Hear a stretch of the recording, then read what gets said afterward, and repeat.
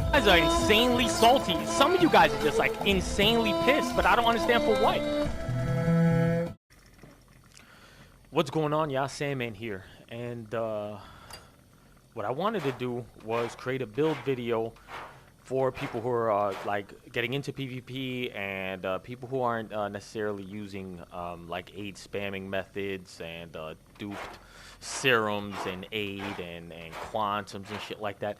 So what you're gonna see here is pretty much a build that would work in that regard, almost like a cookie cutter baseline PvP build for people just trying to get in, just to showcase that it's doable.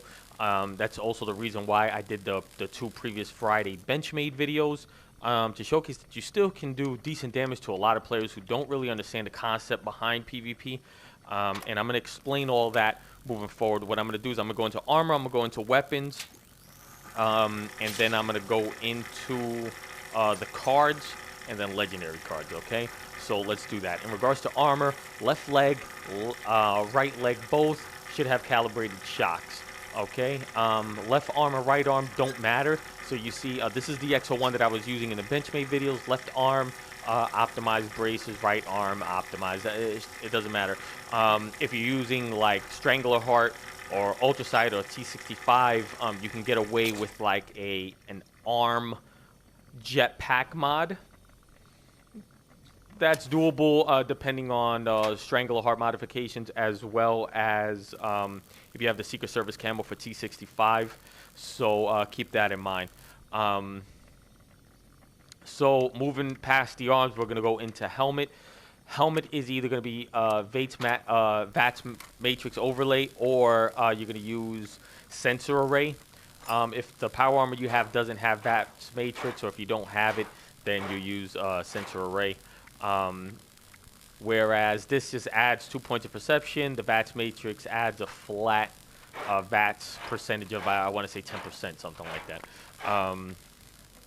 Torso for PvP, you're going to want Kinetic Dynamo. You're going to use Kinetic Dynamo so you can regen AP while getting hit. That's pretty much what it's for. I see a lot of people also using Core Assembly. Core Assembly is viable too if you don't have Kinetic Dynamo, as well as using maybe emergency protocols and medic pump further down the line if you don't have access to Kinetic Dynamo and Core Assembly. And again, if you don't have any armed jetpack, then you would unfortunately have to use a jetpack here. But as we would use, you know, I did on my T65 and everything like that, I would use a jetpack. But I was messing around with this one, not really using flight, so Kinetic Dynamo was working around. All right, and that's the armor portion. Again, you can still use the old Sentinel Assassin combination, kind of like Joe's build. I'm going to put a link in the description there. You can still use that armor setup nowadays as well. It's actually a little bit more viable than power armor. But because power armor is generally available to everyone, it's the reason why I'm focusing on it right now. All right, and so now that we've discussed armor, let's discuss weapons.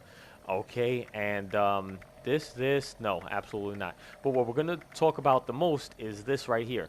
So the Flamers and the Cryos, what Bethesda has done in one of the most recent patches, I want to say patch 24, was make them their own elemental damage.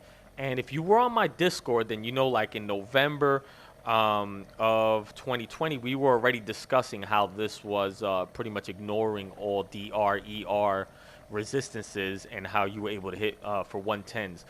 If you're a Patreon supporter, you actually saw this being tested. You actually saw the cryo and everything being tested in the Patreon section. So you got a heads up way before this video even came out. So, you know, we were discussing this back in November. It was being discussed on my Discord back in November. So this is a very viable thing, and two-shot works very well for this. You're going to want to try to get your hands on whatever you can, especially if it's explosive. But as you've seen Benchmades still work very well. The only problem with Benchmades is that you really have to be on someone's ass in order to deal the damage for it, because of the lack of range for the most part. Whereas the explosive ones have the range and still deal the damage. Works out really well. Same thing with the cryos. You want an explosive cryo. Anti-armor effect does not work on the cryo. It may work on the flamer. Have not been able to fully test it. I wouldn't be surprised if it did work on the flamer. However, it does not work on the cryo. And because of that, just keep in mind that the anti-armor effect for the cryo right now, as of this video, useless. Okay. I'm also using explosive Gatling plasmas. I think everybody's using explosive Gatling. Normally I keep about 2 or 3 on me. 2-shot explosive is one, especially if I'm carrying a lot of Formula P, so that you can compress the reticle for the most part to make it more of a beam, because the 2-shot has more of a spread. However, if not, you're going to use something like an Executioner's Explosive for bloody builds, and you'd use just a regular anti-armor explosive, which seems to be beating out the Junkie's Explosive for the most part. So that's the weapons. Let's move on into the build. Okay, so what you're seeing here right now is my card setup. Okay, and as you can see, I'm still working on a couple of things here, but this is what we've got so far. Okay, Traveling Farm on 3 for all the chems. We've got Heavy Gunner, Heavy Gunner, Heavy Gunner, all on 3. If you're starting brand new, then you get Heavy Gunner on 1, you get Master Heavy Gunner on 1, and then you get Expert Heavy Gunner on 1 for a 30% baseline, and then what you do is you progress them as you move forward. So then you level up one card to 3, another card to 3, and then the last card to 3. But definitely, you know, if you're starting from scratch, start with each individual 1 card first. And don't just level 1 card up to 3. All right, Perception, Refractor. If I'm doing any farming for aid and stuff, I'll use Green Thumb or Butcher's Bounty, depending on what I'm trying to get. But Refractor is my 1 card in Perception because there isn't any other really good 1 card PvP-wise that goes in Perception. Endurance, Life Giver, Lead Belly, Cola Nut, and Fireproof. Cola Nut because of the Cola spam meta. It just is what it is. Unfortunately, they really do need to nerf this because the dupes have gone like absolutely crazy for this. But Fireproof, obviously, for reduction in damage. This does work for Flamers, and is one of the cards that works in conjunction with Fireproof for damage reduction from Flamers, and I'll explain that in a minute. Party Boy for alcohol, health bonuses, especially with like vodka. You'd end up with an extra 75 HP with vodka. Field Surgeon, this has been mentioned like from Joe's Commando video. It's been a staple in PvP builds like since then. Strange in Numbers, another one. Suppressors maxed and Tenderizers maxed. However, Tenderizer doesn't need to be maxed. What you can do is you can kind of play around with this. Maybe if you're running solo, you keep Suppressors on 3. You take off Strange in Numbers and Tenderizer, and you put on like Lone Wanderer or something like that. Suppressors is the main one to use just because of how much higher it goes in percentage per point. Versus Tenderizer, you know, you can have 5% or you can max it in 2 more points and get 10, whereas here you go 10, 20, 30. Okay, so let's get into the intelligence section. First aid on 1 and power user on 1 because they work almost as efficient as if you had them on 3 for the most part, just on 1. Stabilized, obviously, for heavy gun usage in power armor. And Demo Expert for more explosive damage, which does work regardless of whether the Pip-Boy numbers go up or down. You actually see that the actual damage numbers go up. And so let's move through that. Using Through Hiker for the Cola spam meta for the most part, which is unfortunate. Again, I'd love to have it nerfed. I'd love to see it nerfed. However, that isn't the case so far. Using Born Survivor on 1, using Dodgy on 3. Have Class Freak on 3 because I'm not using the serum spamming, and because this build is primarily not for serum spamming. I know you guys should be able to get your hands on some colas.